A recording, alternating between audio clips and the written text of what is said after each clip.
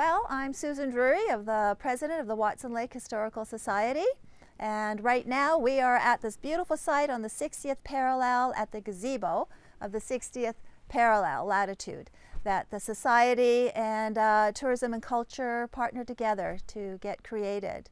And I was just trying to remember when we had formed the Society. I believe it was around 2008, is probably 2009, 10. And we had formed it in order to, really we needed a society, some kind of a group, in order to nominate our first historic site, which was the Signpost Forest. And so that's why the call went out to form the society. Then that was back in 2014 is when we did this work, in 2015. And we were really happy to see the result of it. A parking lot here that's very close to the actual 60th parallel. So the 60th parallel is just down a little bit. I can see it here. There's a little bit of a corner on the highway going east. And apparently that was the original welcome to Yukon sign was down on that corner.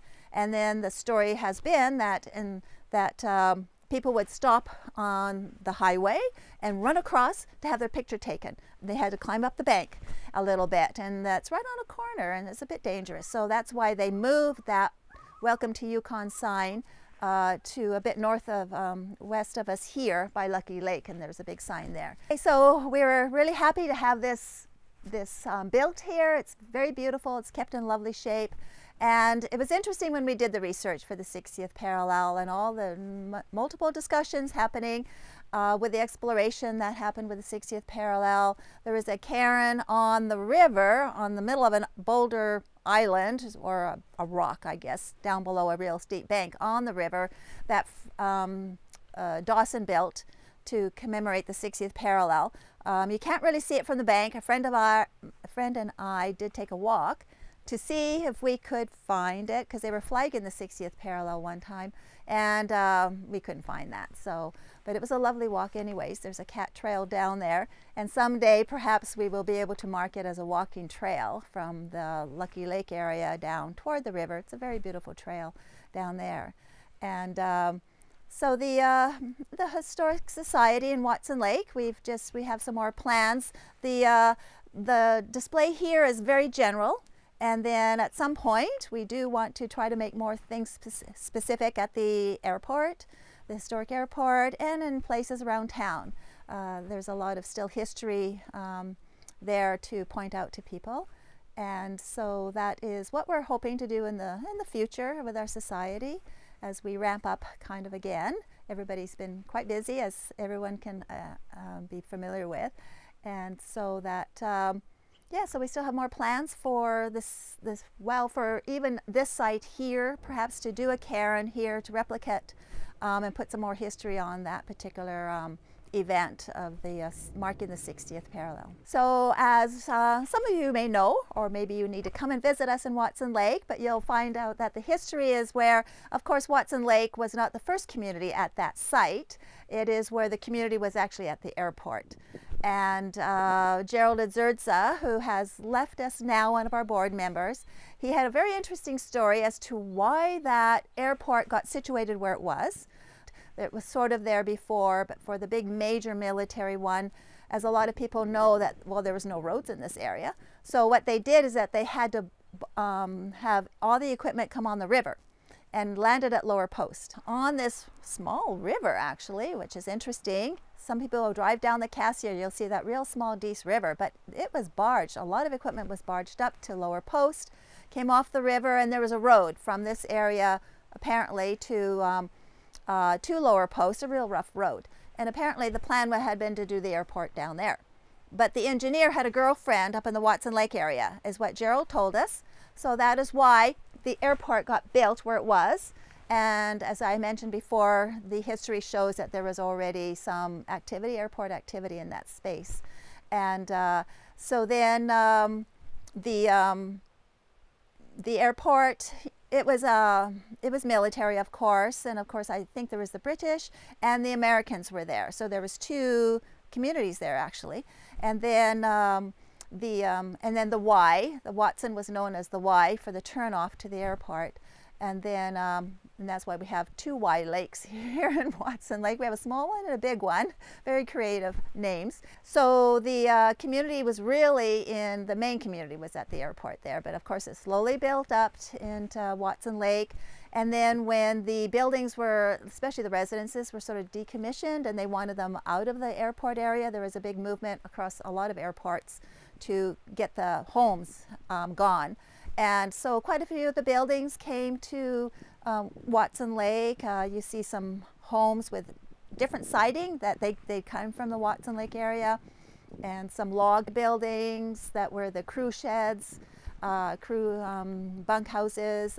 You see them up and around in different places.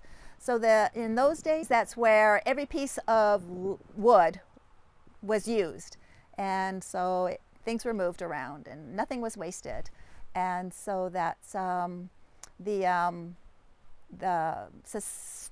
the town kept growing, and which was really great to see. All the interesting people are still living in those log homes.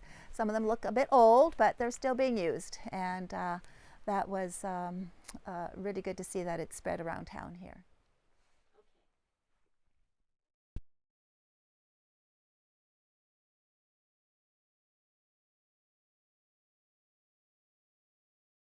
Hello, my name is Michael Lexow. I'm in Watson Lake for 27 years and I operate the Air Force Lodge. It's actually very simple. I lived from the beginning on in the bush here, up north on the Campbell Highway. And after a while, you also need a cash flow, you need a job. So I looked actually only for a building where I can put an office in with an internet connection. I looked around, couldn't find anything. And a friend of mine, he said, yeah, I have an old building for sale. He was an executor of an estate. And I couldn't find it in the beginning. Everything was bush here in the front, and the entrance was sideways, so this was completely blended into the nature. And after a while we found it, and I couldn't believe how big this building is. And it was also very bad. The middle part was nearly caved in completely. And after a while, back and forth, I bought it.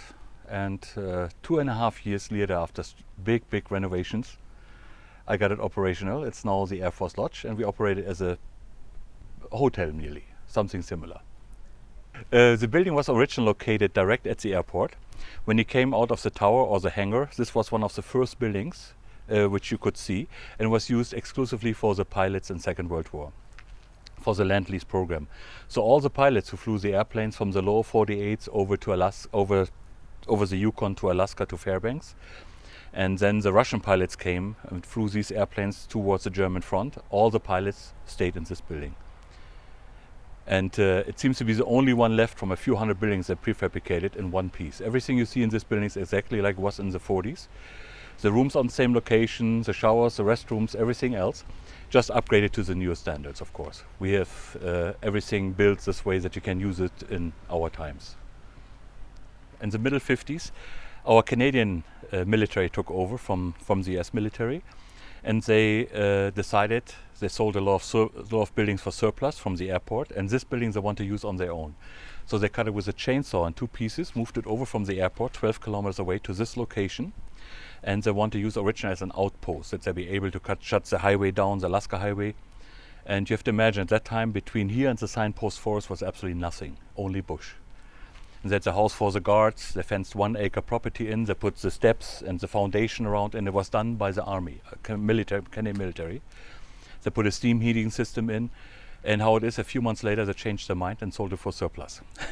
And the old gold miner and trapper from Sweden, Pete George Johnson, he bought it, and he left it more or less like it was. He was most times in northern British Columbia, trapping, gold mining, and that's actually saved the building. Most buildings from this age burned down. They used at that time where, for example, you sawdust for insulation, was fantastic insulator, and they used fabric covered wiring, no ground.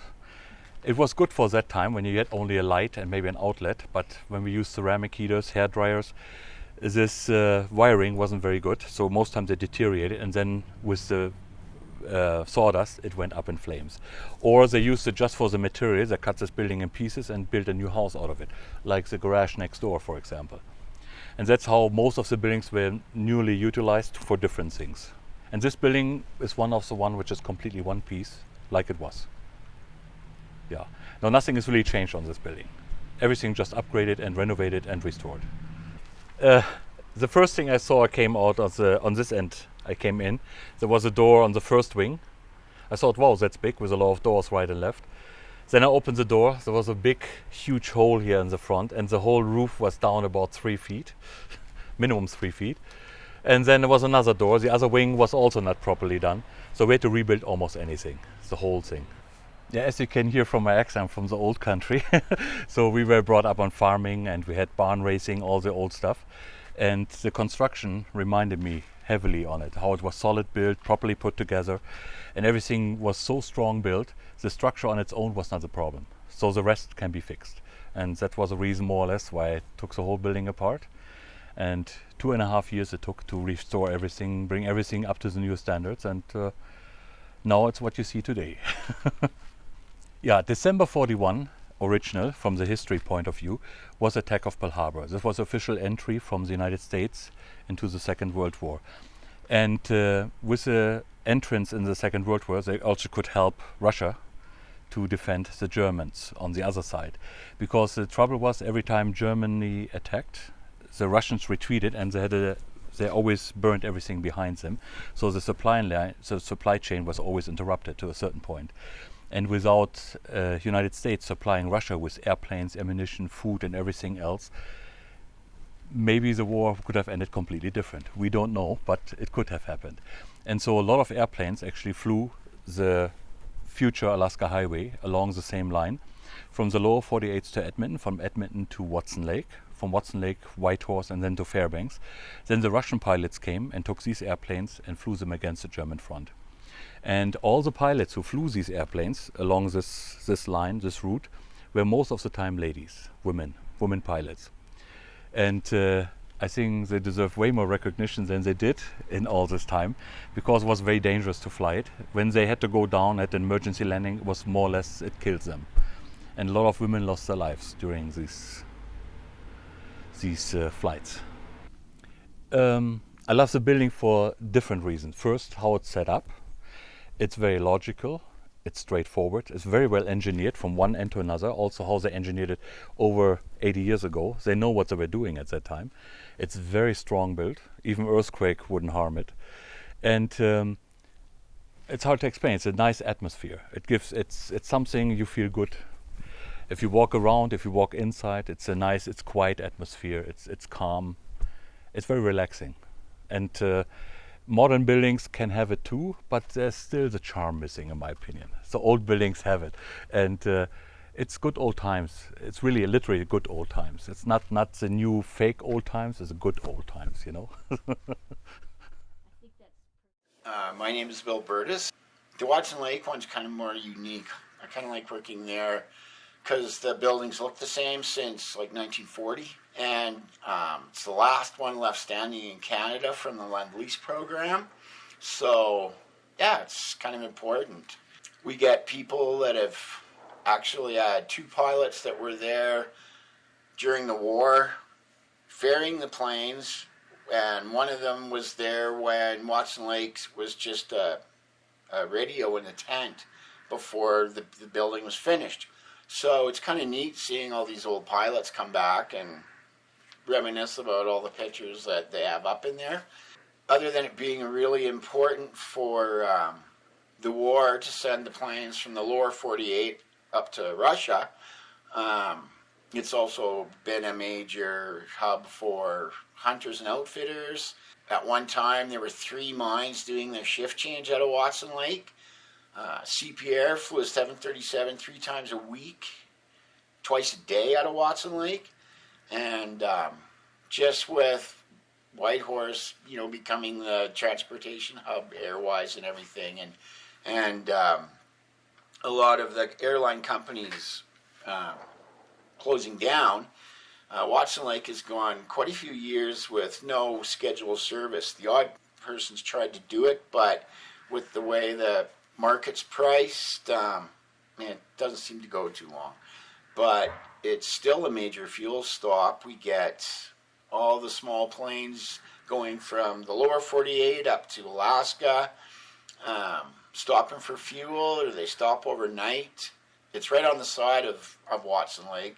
So it's really quite a scenic backdrop. We have a campground there where pilots, we have had a pilot that would come every year with his wife, and they'd camp just there for 4 or 5 weeks and fish and then leave. Myself, I came up there to be a forestry engineer, and the logging industry kind of crashed. I see pilots that make sure they stop there every year because it is such a beautiful airport, and they look at it as it's one of the most friendly stops they have. A lot of the airports are low access, only equipment there, but Watson Lake, we provide more of a homey atmosphere, so the pilots enjoy the time that they're there. Some of them stay for a couple of days because of it. Watson Lake is also the first stop on the Alaska Highway inside the Yukon. So we have the Signpost Forest that was actually started when the Army was building Watson Lake and the airport. And they come to see that and the airport. Also, Watson Lake is a paved strip. Other than Whitehorse, was the only other paved strip in the Yukon for years. It actually had pavement close to the Alaska Highway being finished. So, yeah, it's had pavement a long time, and that makes us. Yes, they've gone and kept the building in really good shape, but because the tower is still so old and there's a lot of stairs, we get a lot of older pilots, and they've strengthened the tower up so at least it won't fall down, and it'll keep the shape of the building so it'll always look the same. And we're down in the main floor of it. Part of the reason being that it would be kind of inconvenient for the older pilots to walk a whole lot of stairs to get a weather briefing or do some flight planning, whereas being on the main floor, we're easily accessible to everybody. And yeah, the tower being there is a wonderful tourist opportunity for photos. There was one, there is a picture in there of one of the original Bush pilots, yeah. His last name is Denzel, and he ran, I think he would take people out for fishing charters, hunting charters out in the bush. He came there probably late 40s, early 50s, and he raised his family in Watson Lake, and his son Byron, and I think a couple of nephews, they all took over from his father flying the people out, and kept getting he would keep the hunters busy out in the bush and go and get them and fly supplies out to, say, drill sites, mining exploration. So that family has quite a history with being around Watson Lake and flying in and out of there. Also, beside the terminal itself is one of the last remaining old fur hangars that were along the Land of Lease route. There was one in Whitehorse beside the airport there, which unfortunately burnt down. And ours is still standing. It's still being used as a aircraft repair business. They store outfitters' float planes over winter in there. Some of the transient American pilots and Canadian pilots that just stop through for fuel and have a break have used it for some minor repairs. You've got fuel, you've got the air radios there 24 hours a day, every day of the year, and the 2 or 3 hangars that they have a couple of decent mechanics hanging around. One of the people I'd like to mention that has done an awful lot for bringing the historical significance of the Watson Lake Airport to light is Terry McNaughton and Susan Drury. Both these ladies live in Watson Lake, and they have worked endlessly to make the inside of it what it is. I know that Terry had a lot to do with getting the old pictures display that is in there done, and they did an amazing job with it. We have a couple of display cases that have some of the old, we've got a couple old shells and ammunition boxes that were found when they were doing some of the cleanup around the old living areas at the airport. I can't ever see the aircraft industry ever go away in Watson Lake. It's been so important all throughout history and still is today.